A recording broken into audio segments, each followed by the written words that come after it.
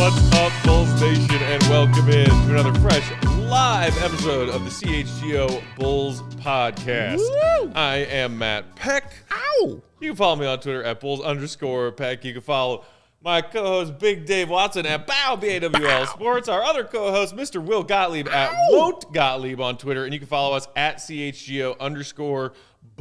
Yes. Today's episode presented by PointsBet. Use that promo code. Don't forget it, CHGO, when you sign up to live your bet life. And gentlemen, it is an awesome Friday episode of CHGO Bulls because we are about to bring in the first ever guest of this new podcast and venture here that we have. You might know him. You might recognize him. He's the legend in the little box right there. He's been covering Chicago Bulls and all kinds of Chicago sports, for a while. But he doesn't look a day older than the day he started. Ladies and gentlemen, Mark Schanowski on the pod with us. Welcome to Mark. the How pod. are you? Schanowski. Gentlemen, thank you very much for having me. I appreciate it. The hair is still legendary. It's amazing. I went back and did my, third or fourth rewatch of the Last Dance documentary a couple months ago. And that's just like, Mark, there's Mark, just scattered throughout the footage of that documentary. You can catch Mark right now in a lot of places, contributing to ABC 7 here in Chicago, Stadium/Marquee, doing hits for them. And of course, he is the voice of the Windy City Bulls, and has been for the last few seasons. Also, maybe the coolest thing that Mr. Schanowski's doing right now, you guys, is the Gimme the Hot Sauce podcast. Give me the hot sauce. With our pal Stacy King. Mark, what has it been like? We were just chatting before we went live that your most recent episode that dropped earlier today is Dominique freaking Wilkins. How cool has it been to do this pod with Stacy and talk to all these NBA legends? It has been an absolute blast, and it's funny. It makes only perfect sense that the show would be called Gimme the Hot Sauce. And when we first started this venture, we were throwing names around, and it was always like King's Court or King's Hoops, or so everything was based around King. And honestly, it took like a couple of days. And finally, I just sent a group text to the guys and I said, it's got to be Gimme the Hot Sauce. I mean, end of the argument. It's perfect because that's his catchphrase. It's also a good name for a podcast that we're firing hot takes. And, Stacy at first was a little bit reluctant because I think he thought that it would be taking advantage of a catchphrase. But I'm like, if you want to try to get something off the ground, what better way to do that than a phrase that everybody knows? And it's been so much fun because, as you guys are well aware, Stacy is the master storyteller, and he's also, he's an entertainer. He can sing, he can tell jokes. So the hour or so that we do the podcast every week just flies by, and he's been remarkable. Whether he's been on the road, he had that fight with COVID earlier this year, which was really scary. I mean, he was really down and out for about 3 weeks. Right. But, he always comes in with a great attitude, always anxious to do it, and that makes it fun for everybody involved. Mark, aside from Gimme the Hot Sauce, do you have a favorite Stacyism? Because I don't know, maybe, does anybody know how to upload videos to Facebook podcasts? Could have been something. That was one of his original ones. He used to do that a lot with Taj Gibson when he'd have a good play inside. But, obviously the moment of Stacy King that everybody remembers was the Derrick Rose dunk over Goran Dragic. And that will live on forever. I mean, every time the anniversary comes around, that is just fantastic. The whole, he's from Chicago. Did you not get the memo? I mean, it will live on forever, well past Stacy. And, it was a great moment. It kind of was one of the high points of the Derrick Rose era. And Stacy is always going to be associated very closely with that era of Bulls basketball. Has Stacy ever showed up to a show, Mark, with low energy, where you were like, oh, I'm going to have to put the energy in on this one? A couple of times. I think that was mostly in and around the time that he was battling COVID. I mean, he didn't do the show for about 3 weeks at the height of it, but like the week before, you could tell he wasn't feeling all that good. And my whole thought was, man, I hope he doesn't have COVID. And then he gives me a call and goes, hey, I tested positive. So immediately that sent me scrambling to make sure that I wasn't infected as well. But no, I mean, he's been great. He has the scars and the physical toll of playing a long time in the NBA and in the college ranks. We were just talking yesterday. He came limping in, and he's going to have to get one of his hips replaced, probably both eventually. And you run into so many older athletes, mostly in the pro football world, that really paid a heavy toll for the amount of time that they were in the league. And that takes a toll on your hips and your knees and all your joints. Mm-hmm. And so he's not getting around as well as he used to, but hopefully that he can get that surgery done this summer, and it'll be a lot easier for him to get around. Maybe he's playing a little too much pickup with all these young guys. that poor hip of his. Mark, before we get into the Bulls, because there are some interesting updates and people excited about Caruso returning. The Bulls just ended that losing streak. I did want to ask you a little bit about this Windy City Bulls team. Big Dave and I came out and saw you for one of their games last weekend. They got a win against our old pal Denzel and the Boston Maine Celtics. There's three names in particular, Devon Dotson, Marko Simonovic, and Tyler Cook, that I think Bulls fans might be most interested to hear more about. We've seen all three of them in spurts get called up and play with the big boys, but they are all with Windy City right now. Of those three, is it Dotson that's impressed you the most, that you see has real potential NBA future? Is it Cook? Are you kind of souring on Marko after watching him for a full season? What's your take on that trio of players? I love Devon Dotson's game. This kid is fearless. He's probably about 5'11", 6 feet. They list him at 6'1" on the scorecard, but he has the heart of a warrior. He is not going to back down to anybody. He puts his head down, goes into the lane, and he doesn't care what kind of player is in his path, whether it's a 6'10" power forward, a 7-foot center. He's going to go in there and try to score over the top of him. The thing that's been amazing about him is not only is he scoring about 20 points a game, he's pulling down 6 or 7 rebounds, which is pretty remarkable at that height, while also dishing out 7 or 8 assists.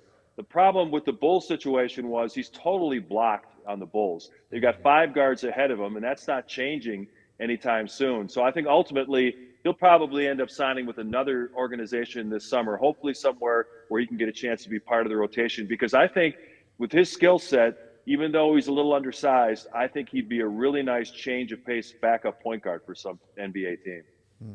What's the one thing you've seen Dotson do? Because obviously the G League is for development. What's the one thing you've seen him kind of develop in his game where you were like, you know what, this kid's got it? I think the biggest thing that he needs to improve on is outside shooting. He needs to be more consistent in terms of three-point range. I think that will get him not only an invitation to some team's camp, it'll get him a standard NBA contract. If he can prove that he can make that shot more consistently, there's really nothing he can't do. Mentioned he's undersized, but he still holds up very well on the defensive end. He is lightning fast from end to end. So if he pulls down a rebound, he can just take it himself and be a one-man fast break. He was one of the College Player of the Year guys at Kansas when he played for Bill Self down there. And, I think people forgot about him because he wasn't drafted. I was shocked some team didn't take a flyer on him in the second round, but the Bulls announced right after the draft that they were bringing him in for their summer league team. I think that there really isn't anything that he can't do. He just needs to be more consistent with his outside shot. I think he'll be a regular NBA player next year. Mm-hmm. And you're right about the rebounding, because he had 12 rebounds that game when we went out there to see. I for real thought it was a typo. I thought they made a mistake up there on the box score, man. But yeah, he does that routinely. I mean, it's been pretty remarkable the way he's been able to rebound from the point guard position. And it was funny. I know the same day that I saw you guys, his parents were in the crowd, and they came over to say hello and thank me for saying nice things about their son. I'm like, hey, I just call him like I see him. And I said, Devon has been fantastic. Really great young man as well. And I felt bad for him because, he got caught in that roster shuffle during the height of the COVID roster shuffling for teams around the league where the Bulls needed a spot. They wanted to bring in another wing guy. So they decided they would sign Malcolm Hill to a 2-way contract. And now he never plays. He hasn't played for Windy City either. So I think that move was probably kind of something they didn't need to do. But Devon didn't take it. He was disappointed, obviously. But he came back, signed a standard contract with Windy City, and just kept playing fantastic basketball. So, like I said, he'll be with some team's summer league team, and hopefully that leads to signing a standard NBA contract and regular rotation minutes for some team next year. I always wished he could have had more of a chance with the Bulls, especially last year when things were a little bit more developmental. His speed is like a real weapon. He is fast. And to be able to put that kind of pressure on defenses, break things down, you see the passing, I think he's got a chance. I'm hoping he lands somewhere where he can play next year. What about Marko, Mark? Mark. I mean, is it just that he needs to put some muscle on his frame?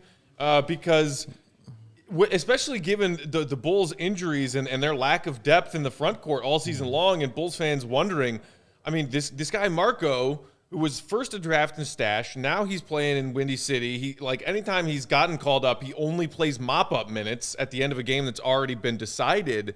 Is it just the lack of muscle, or is it also, look, he still hasn't really found that range with that outside shot? I think he's shooting like less than 30% from behind the three-point line for Windy City. What's your take on Marko, and is he a piece that could get there, that could be usable for the Bulls? It's just going to take some more time.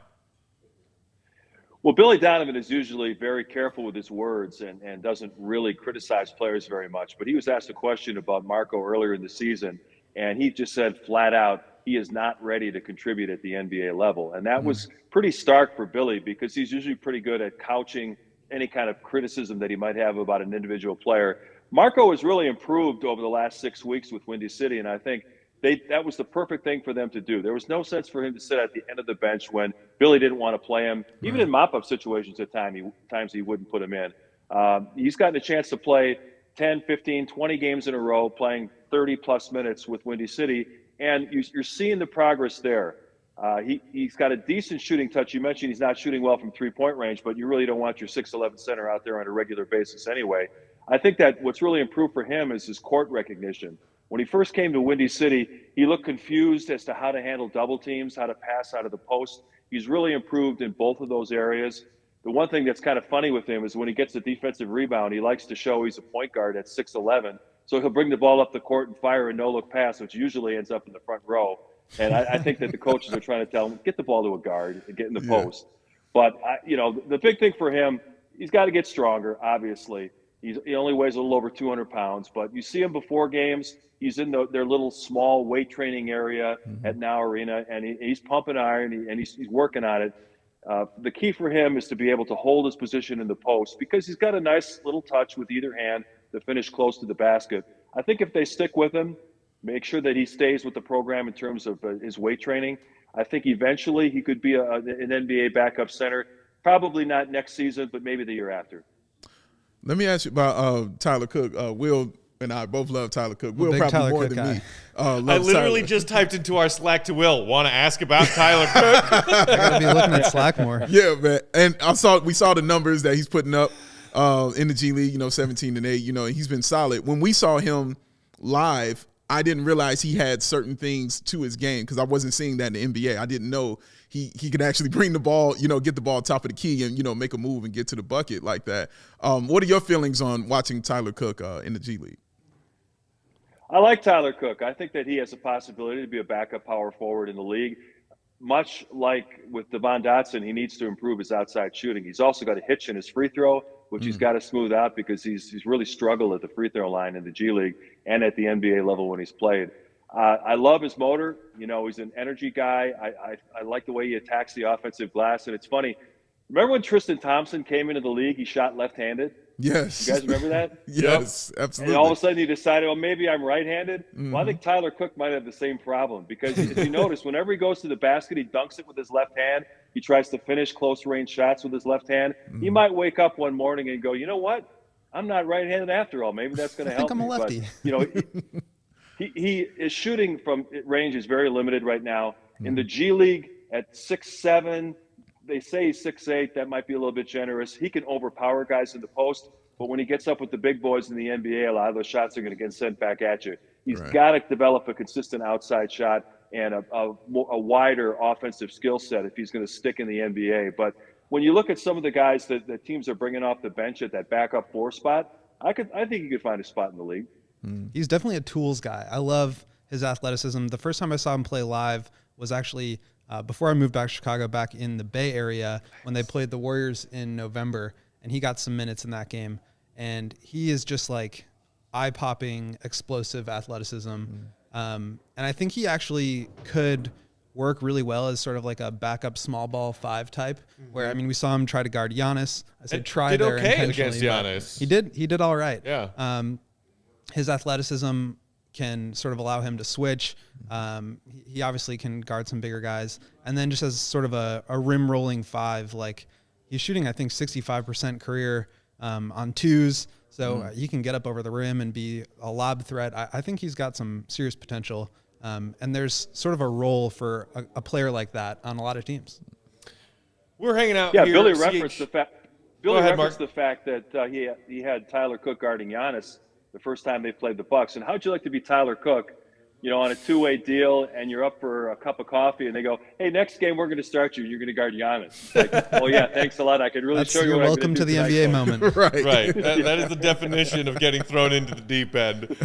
Hanging out here, CHGO Bulls Podcast live on Friday. Hanging out our studios downtown West Loop. Matt, Big Dave, Will Gottlieb, our first ever guest on this platform, our pal Mark Schanowski. Follow him on Twitter at Mark Schanowski. Tune into those Windy City Bulls broadcasts of his, and listen to the Give Me the Hot Sauce podcast. Now, Mark, we got a treat for you, and it's a little thing called Big Dave doing an ad read. Are you ready for it?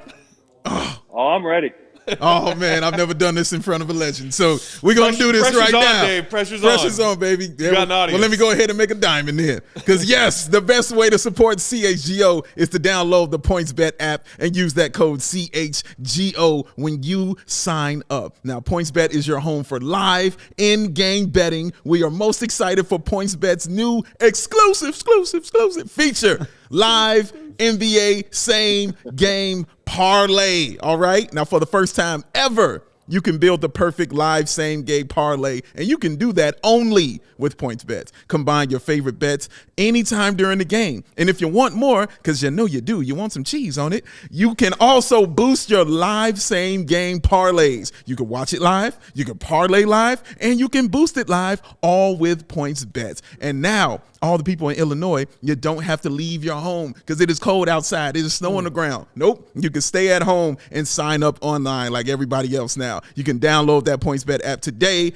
and register your account from start to finish, all from your phone. Signing up at the fastest sportsbook is now easier than ever. So you can start living your bet life in seconds. Just use that code CHGO to get 2 risk-free bets for up to $2,000. Now, because once the game starts, you don't just bet. What do, Will? You live your bet life. PointsBet. Let's do that. Woo! Mark, you ever throw some same-game parlays down when you're watching the Bulls? No. I've worked too hard to make that money. I like that.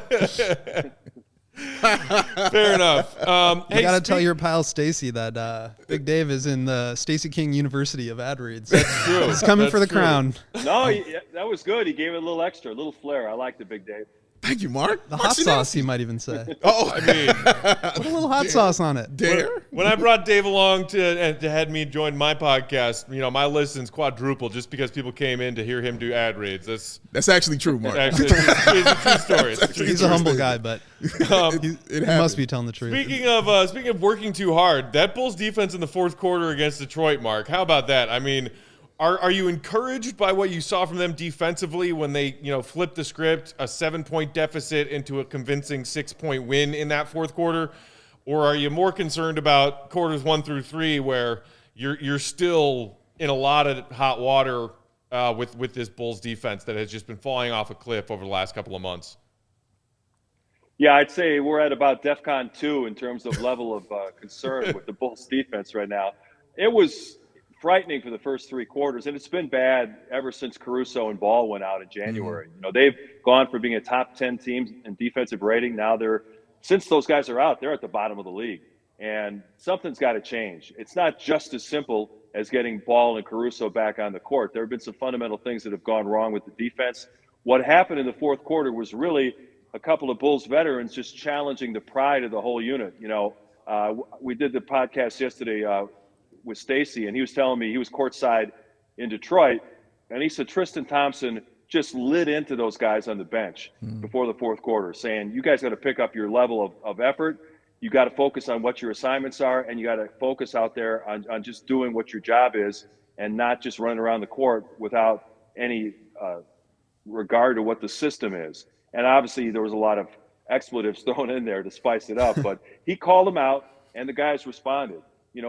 There are a number of guys on the team who are not great individual defenders. So Billy Donovan and the staff have to come up with a system to try to protect some of those people.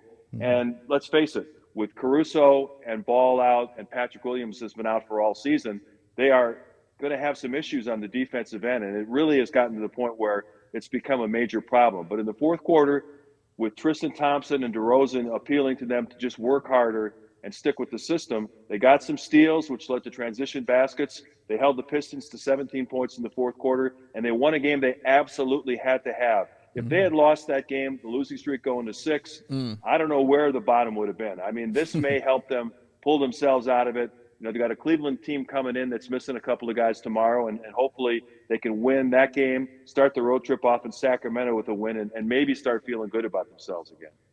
Yeah, Mark, you talked about Tristan Thompson, and in my opinion, he's kind of been everything I thought he was going to be for this team when he's got here on and off the court. You mentioned, him laying into those players, just as a veteran, let them know they need to pick it up.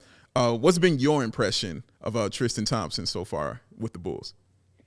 As a player, I think he's just a guy. I don't think he's anything special. When they were all the talk about who can the Bulls trade for, who can they get in the buyout market, I was hoping they'd get a guy with a little more versatility in terms of being able to guard people on the perimeter, maybe being able to make an outside shot on occasion to loosen up opposing defenses.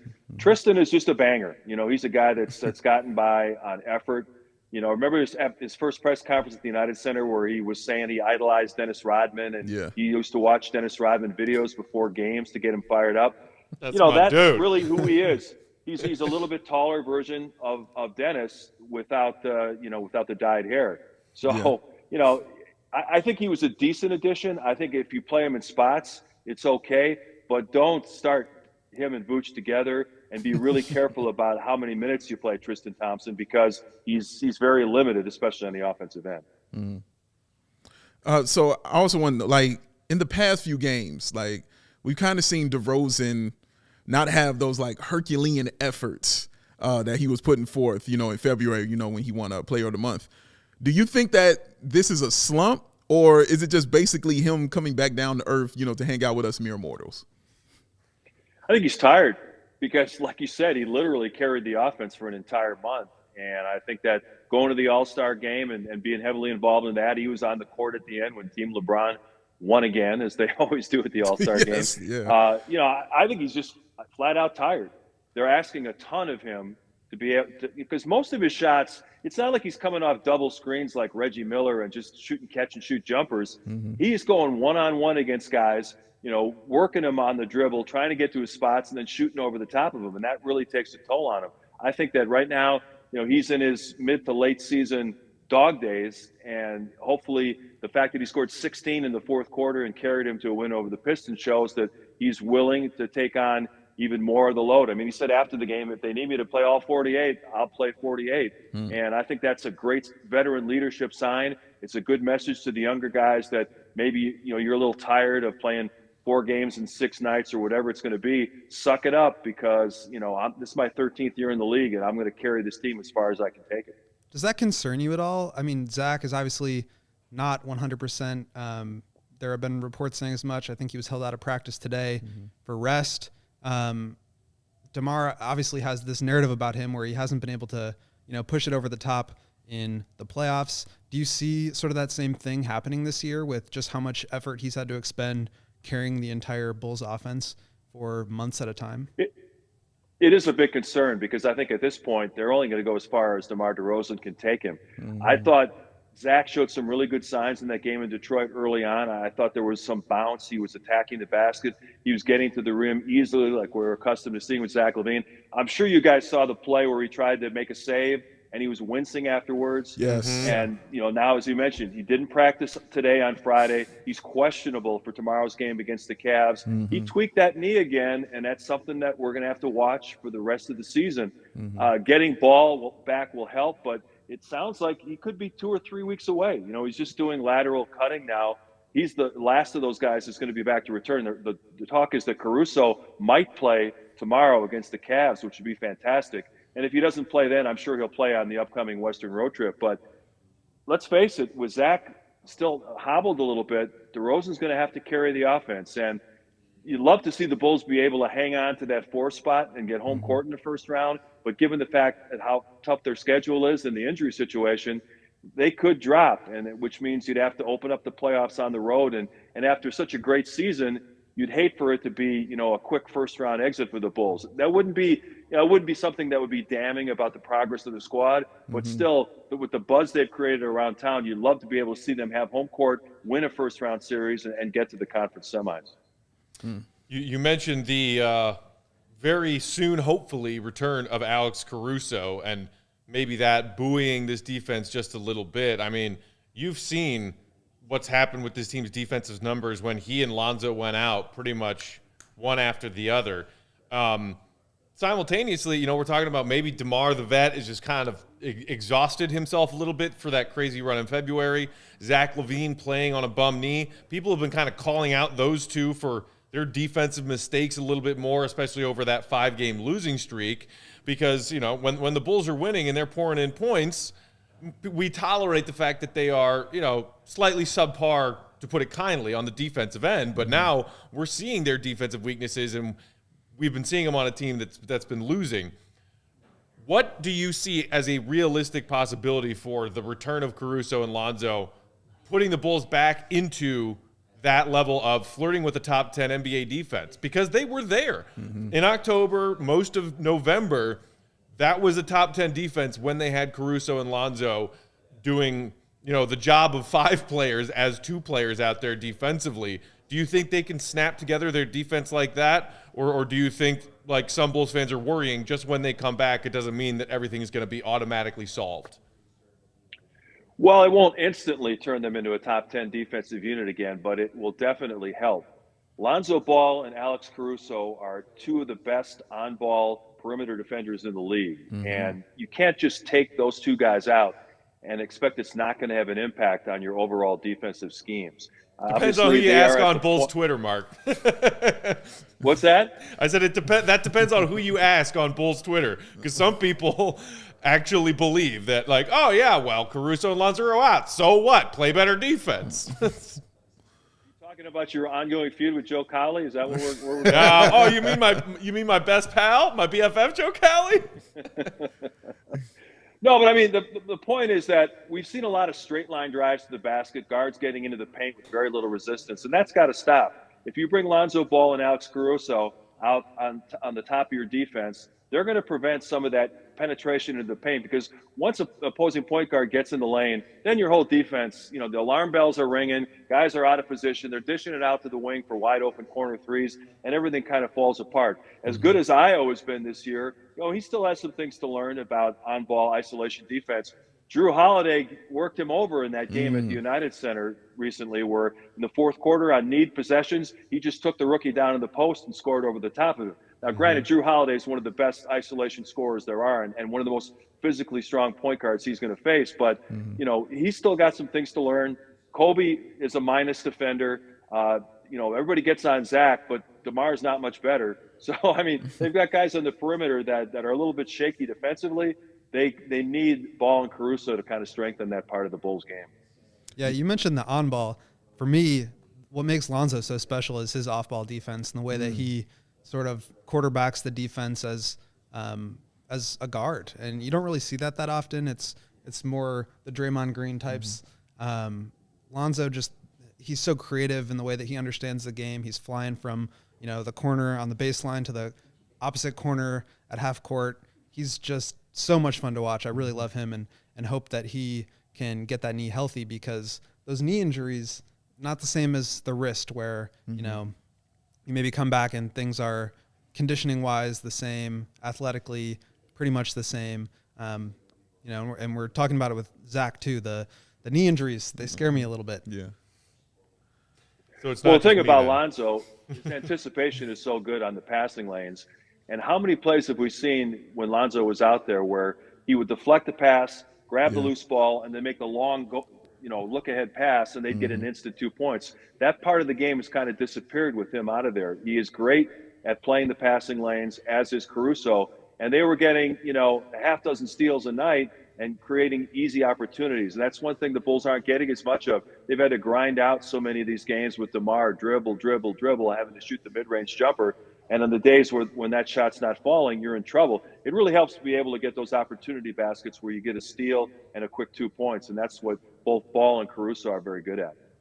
So, Mark, since the Bulls have kind of been on, this losing streak, of course, Bulls Nation, has been in real panic mode about it. Everybody panic. And understandably, I kind of looked at it more as learning, even through these losses, because, this is such a young team, and people, I think, really kind of forget that.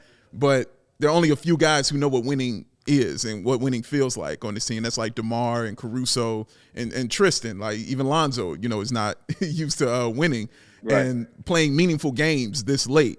Do you kind of see it that way also? Like this, they can get some lessons from this kind of losing against these elite teams, or are you just like, no, they're losing the last 5 out of 6, man. This is kind of what it is.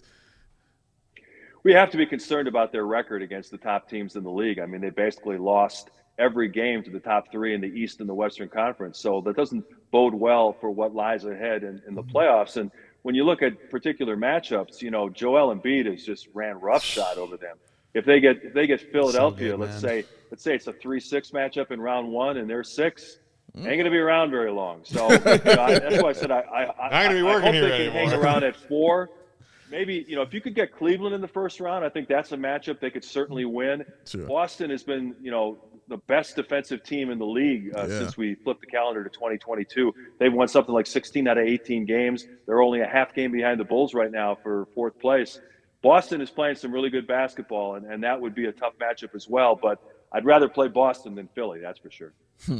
What's your ranking Philly, Boston, Bucks, Heat? What's the order of teams you would least like to face to most like to face? I guess you just named 2 there. So between the Heat and the Bucks, who would you prefer? Yeah, I think the team they want to avoid at all costs is Philadelphia. Not only is Embiid killed them, but when you get beaten that badly in 4 games during the regular season, it's going to have some carryover effect, I think, into a playoff series.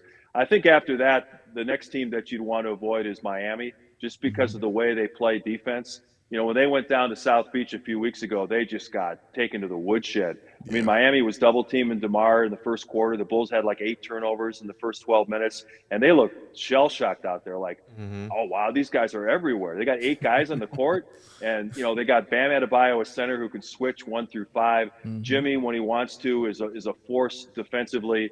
Kyle Lowry's kind of been in and out of the lineup for injuries and personal reasons. He's missed a bunch of games, but he'll be there at playoff time. And they've got PJ Tucker, who's a dog in the front court. That's a team that I think the Bulls would have problems with. And then I think Milwaukee would be the 3rd team that you probably want to avoid. But let's face it, you got to play somebody, and that's why if they can get 4, that would be critical. Because, like I said, if somehow they could get a Cleveland matchup, that would be ideal. And last one for me is, what's your take on the Nets? They have been up and down all season, lost 12, I think, in a row at one point. And then last night smoked just the Sixers smoked last the night. Sixers by like 35. To me, they have a huge upside if things go right, but who knows? It's kind of like a mess over there. So curious to hear your thoughts about the Nets. Well, Kyrie is the ultimate enigma in the NBA with his crazy ideas about a lot of facets of life, but the guy can hoop. He had that 50-point game the other day. He is a remarkable talent. I mean, he is an isolation scorer. He did the old Uncle Drew movie where, he put on the old man garb and was lighting people up. He's just a hooper. He can score. He can roll out of bed and he can score against anybody. The question's going to be what's going to happen with the New York COVID mandates. Are those going to change? He can't go into Canada and play if they would happen to get the Raptors in a playoff series or a play-in game, which is very possible at this point.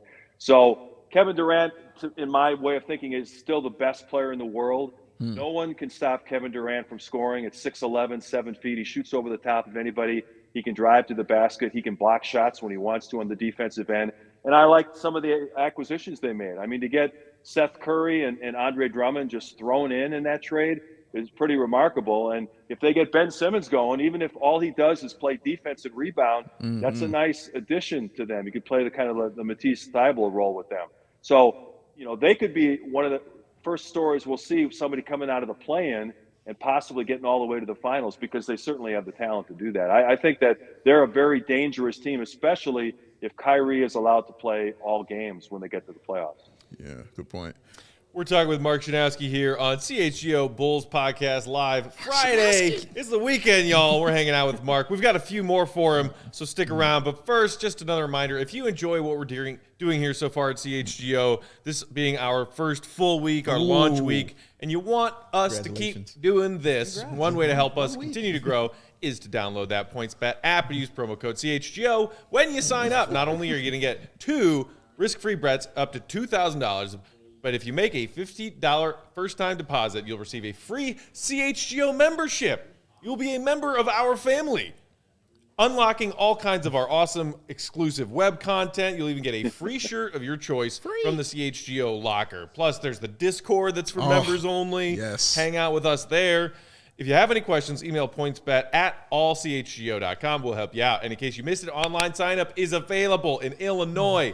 Use your phone. Use it. It's so easy. Yes. You can actually download the PointsBet app right now. Register your account from start to finish, all from your phone. So what are you waiting for, people? Once the game starts, don't just bet. Live your bet life with PointsBet. Gambling problem? Call 1-800-522-4700. Yes. Now, Mark, how do you judge that one, Mark? What do you think of Matt's ad read right there?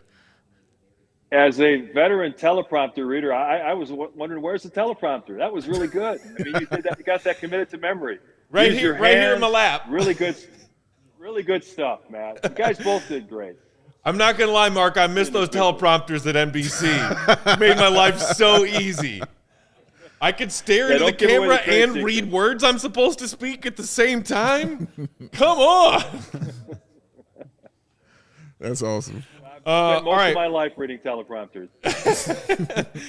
So, Mark, we actually were talking to our fellow Bulls fans on an episode earlier about expectations and whether or not they should shift or if the goalposts should move, if you want to call it that way, compared to what we thought this team was going to be when we were gearing up for the preseason, compared to what we've been through and where we are now. I think a lot of reasonable people were thinking if the Bulls can avoid that play-in and at least finish as the 6th seed in a very competitive East, you call that a solid step in the right direction and a successful step. Now, because the Bulls have this amazing, top 5 MVP season from DeMar, and we're holding the 1 seed for a while, there are, as you see, the most recent Eastern Conference standings, the Bulls 3.5 games back of Miami. It seems like a lot of Bulls fans have changed their expectations and are now talking about how disappointing it would be and calling the season a failure if they were to draw a difficult matchup in the first round and get bounced in the first round. Where do you sit on that spectrum of remeasuring this season's success compared to initial expectations? Well, it's kind of like we talked about earlier, the fact that because everyone was so excited about this quick Bulls turnaround, they started getting over their skis a little bit. The Bulls are first in the East. Is Billy Donovan going to be the coach for the Eastern Conference All-Star team and all those things like that?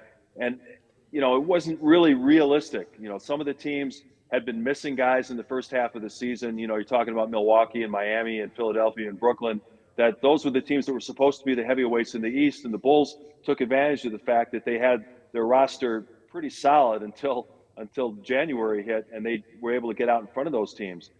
I think if they can get to the conference semis, it's been a fantastic season, and that would be a fantastic goal for the Bulls in this first year of the transition from being a rebuild to being a team that's looking to do some things in the Eastern Conference.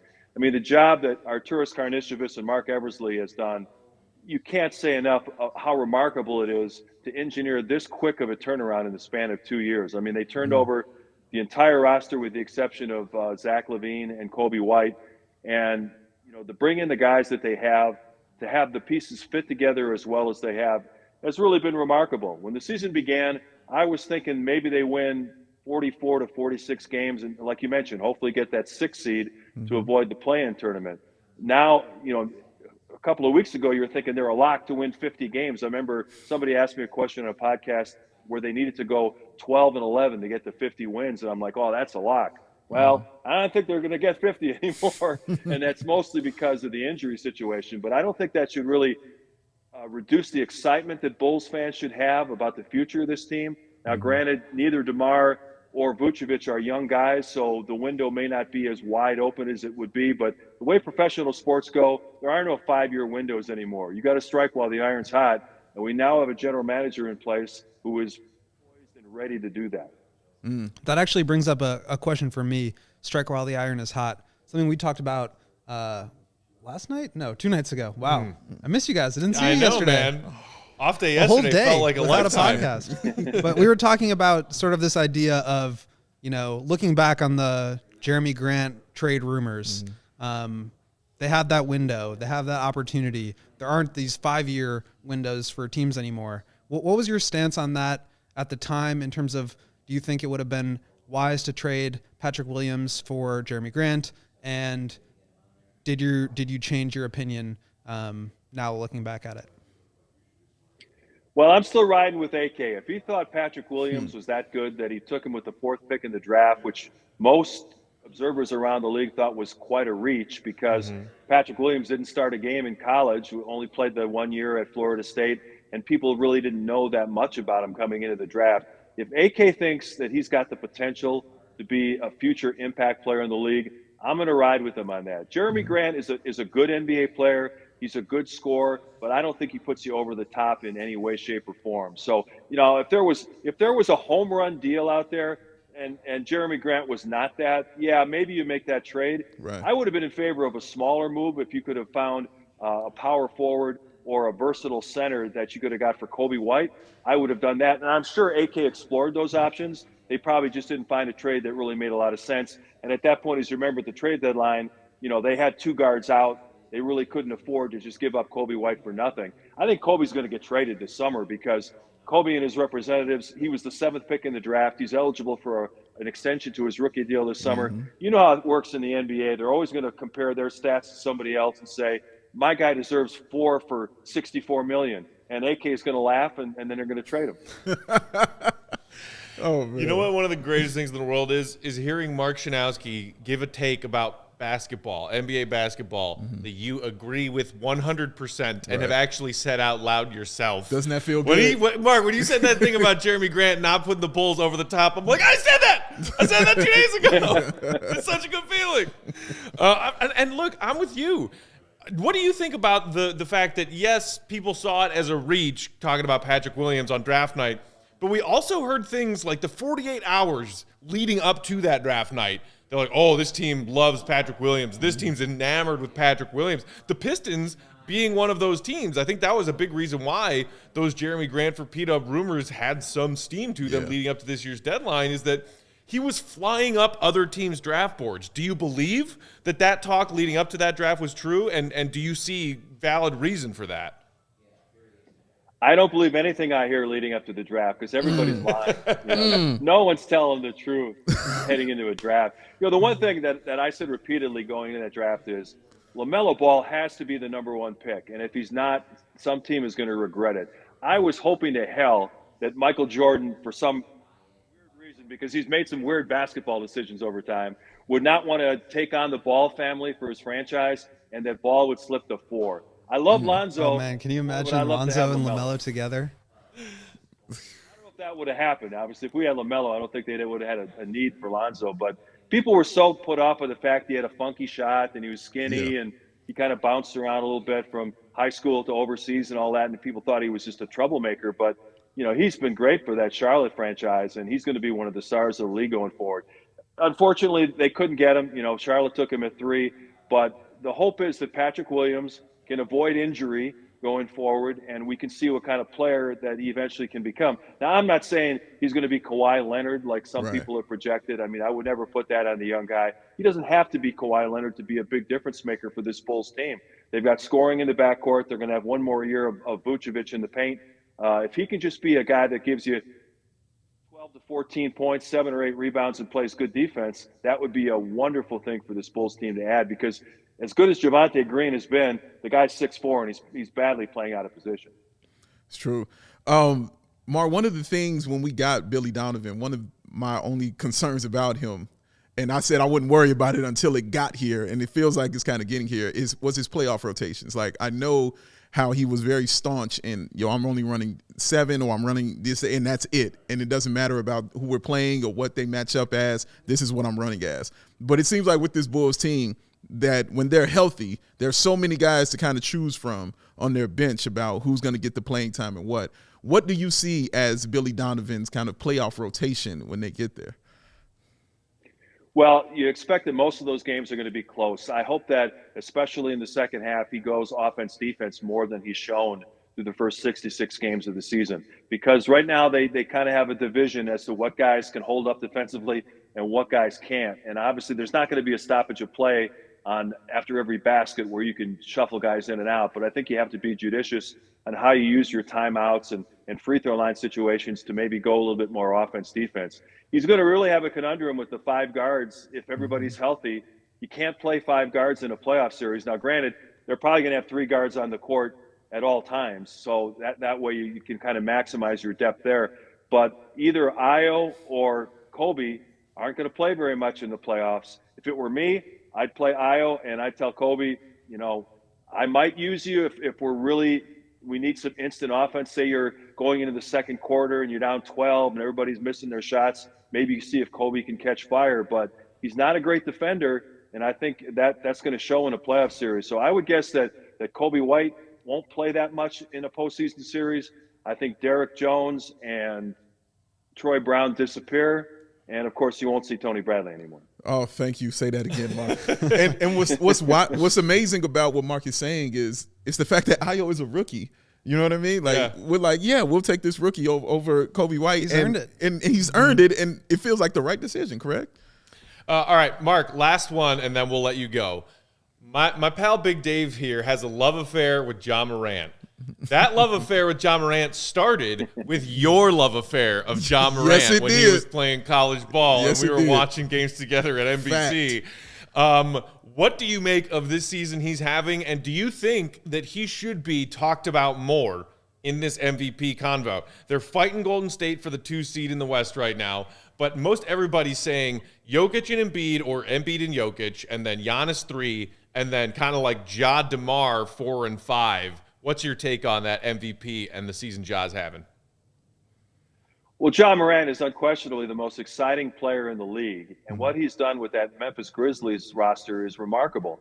They've done a good job of drafting in Memphis. They've brought in a lot of good young pieces, and I think that Taylor Jenkins has done a good job of molding it all together.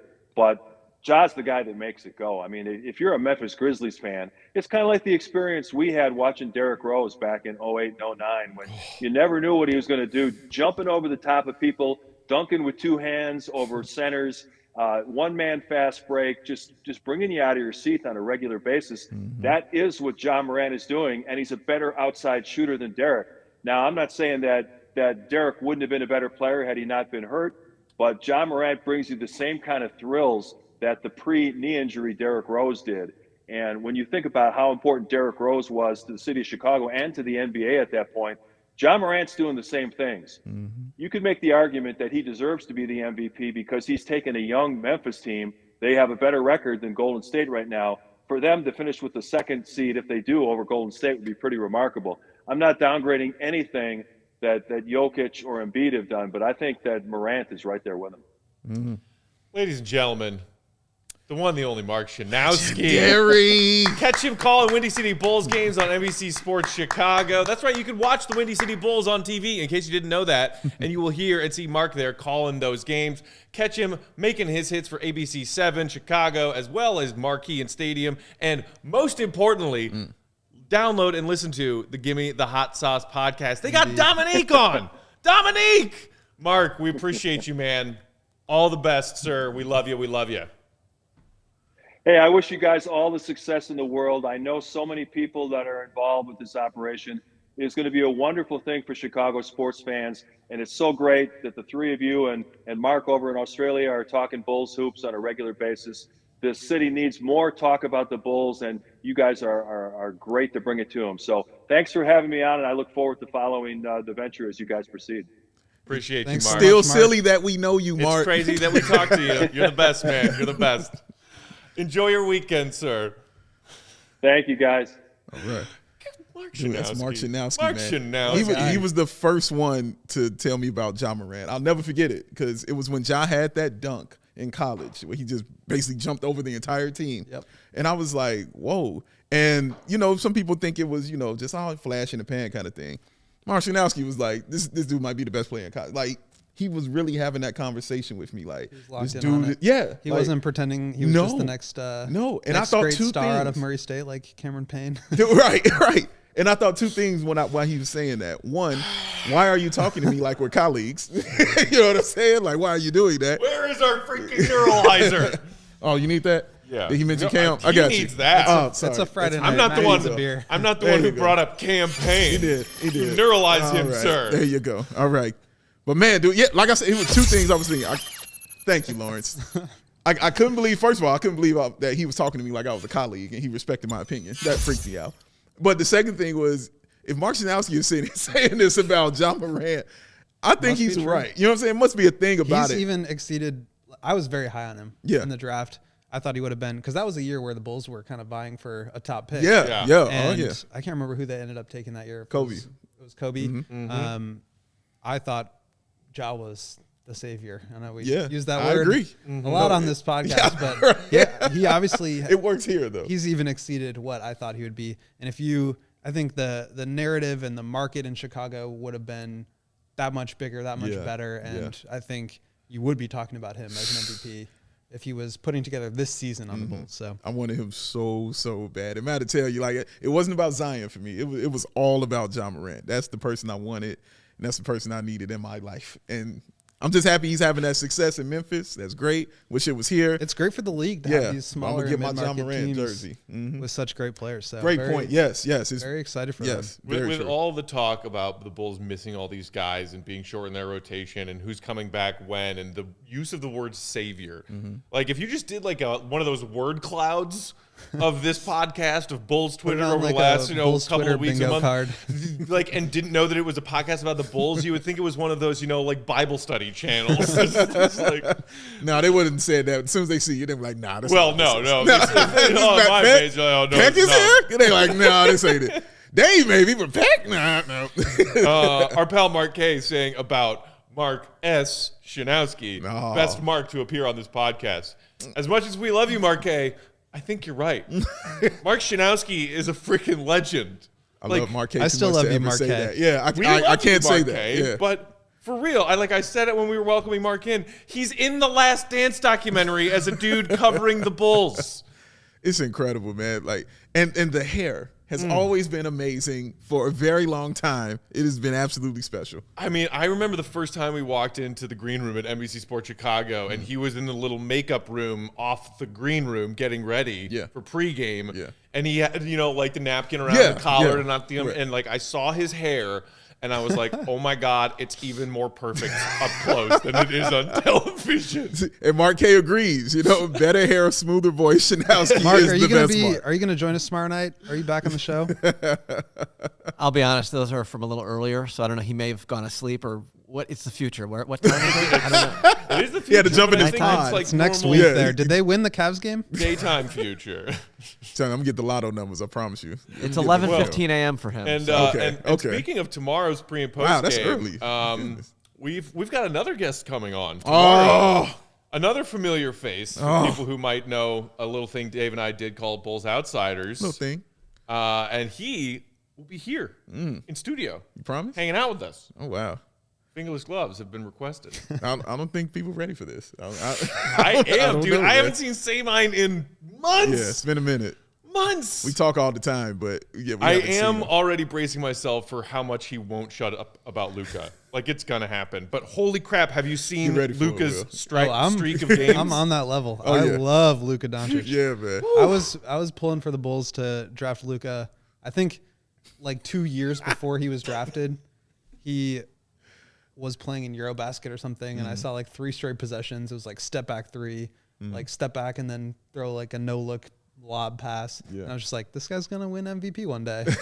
I still believe that. I make fun of my friend Chris from Ball on Bulls all the time because he was not on the Luka Doncic bandwagon when it first started. And after every game, his rookie season, I'd be like, That's another 30-point triple-double, man. You still got to feel that way?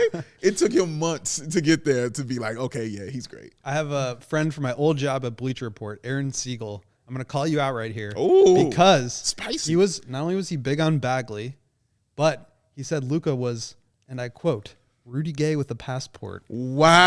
Wow. That's I'm almost just teasing as Wow. much as some of the things that our pal C. Red Fred said about Luka. That is C. in Red the draft. Fred. God, I know him so well. Well, because I know that Mark K would want that to be pointed out because he has dragged Fred for his takes on Luka since we all learned that Luka was one of the 5 best superstar players in the league. And Fred was like, he seems like a nice guy. He was all, dude, but because you weren't here for this, but the day when Fred came on Bulls Outsiders, Matt wasn't there. But the day he came on Bulls Outsiders, and John Say had never met him. He just knew about the legend of it. Yes. And the legend exists. And the legend is real. The legend of C. Red Fred Man, is very real. So we love you, Fred. Dude, when he got there and he starts telling John that Derrick Jackson Jr. is better than Luka Doncic, the way John lost his mind. And he was, I can't believe he did that to me. He pulling out stats. He wanted to break it down. He took it personal. He took it so personal. It was amazing. The MJ from the doc, and I took that personally. And I took that personally, yes. And again, I must say it, we need to see Red Fred counter on here, Lawrence. If many times he get mentioned on the show, it needs to be a counter. I will get work on Right, that. all right, Thank just you. saying Yes. it, man. It's going to happen Shout out to again. Lawrence back there. He's putting in work today. He's doing Thank work. you. Great guy. He's Thank doing you. work. Tail off today. doing Clap it work. up for Lawrence. Much appreciated. Shout out to producers. Producers are great. Meanwhile, Yes, they are. Mark K saying, podcast new rule, just never mention SRF. It's impossible, though. It's really, truly impossible. C-Red Ted mentions only. Oh, shout out. Shout out to the Ted, little one. One of the little Bulls fans down On his under. way, man. He's My going goodness. Starting them early. All right, guys, we Yes. just got a couple minutes left here. Looking ahead, we will have a full pregame for you guys tomorrow night, 6:30 p.m. Central Time, right here on CHGO Sports YouTube channel. Bulls Cavs. I am terrified that Zach is going to have to sit out again. Mm-hmm. Assuming that Zach is a go, like Vooch was listed as questionable again today, assuming everybody's playing and Caruso is back in there, Bulls make it 2 straight wins? Yeah, I think so. Cleveland's reeling. You know what I'm saying? It's kind of coming down to earth like we just talked about with DeMar. Which is good because they were right there. They were right nipping there. the Bulls' heels in the standings. They kind of still are. That's true. They are. Yeah, They're they're definitely right there. still nipping those heels, man. But Game and a half behind them. Yeah. But yeah, they definitely been reeling and going through a few things and realizing, they're still a young team, having to take their lumps, in the Eastern Conference. But I'm not saying it like they're still not formidable because they are super formidable. They are huge. And we definitely know that's one of the Bulls' issues is that size. And Jarrett Allen is now going to miss a ton of time with the finger, which I believe he broke. Ricky Rubio is out for the season, sadly tore his ACL. So they're not the same team that was. Colin Sexton also. Colin Sexton Sexton got injured true. right at the beginning of the year. They're not the same team that they were when they were really on their hot streak. I think they're 4-6 in the last 10, but on a 2-game win streak. So another one of those teams that you can't just waltz into the arena and say Playoff you're gonna Rondo. win the Don't game. forget playoff Rondo's there now. Playoff dough. Dope. So they're going to have to, I think they have a real opportunity to win 3 in a row here with the Kings do. on Monday. And I think it'd be a failure to not win these 3 games. Oh, Yeah. Wow. Look at that. Hitting the They wheel. need all 3. Out. All right. Failure not allowed. I dig it, They need all man. 3. AK, real quick before we get out of here, if the Bulls beat a top team, will Matt shave off the mustache? If you let me define what a top team is. I've already talked about it. Once summertime weather hits, this thing's coming off. Yeah, This is summertime pick, This yeah. is a CHGO launch mustache. This is a let's get through the end of winter mustache. And that's what it is. It's still snowing outside. There is snow on the ground. Literally snow My on God, the ground. those poor people who are going out partying for St. Patty's, Chicago tomorrow, wear layers. I don't really That feel sorry forecast for looks you. cold. They'll be All warm. you young people who are going forgot to about come the down cold, for the man. river die. You forgot about it? I forgot about the cold. Yeah. Oh my gosh. Being on the dude. West I'm not Coast. adjusting. I am. California weather is so you, nice. so you It will is. not be out with the drunks early tomorrow be, morning at the river die? With my blanket in the basement in front of the fire. There's a draft. All right, y'all. That's it for tonight. We are out of here. We will be back 6:30 Central Time, Chicago time, pregame right here at our studios, West Loop, Chicago, CHGO Bulls. Follow us on that YouTube channel. Subscribe to that YouTube channel and sign up for your membership. Yes. To get that exclusive written content. like stuff from that guy Will. And like or my pecking order column that dropped today. Trademark. Sign up. Get a t-shirt. Follow Will on Twitter at @Won'tGottlieb. Dave's at Bow, BAWL Sports. I am at Bulls_Peck. Forgot for a second. We are at CHGO_Bulls. For our producer, Lawrence. Tell these Lawrence two he's fine awesome. Gentlemen, and our amazing Thank guest, Mark Schanowski. One more time. I'm Matt. See you tomorrow. Bulls Nation. See Red be good.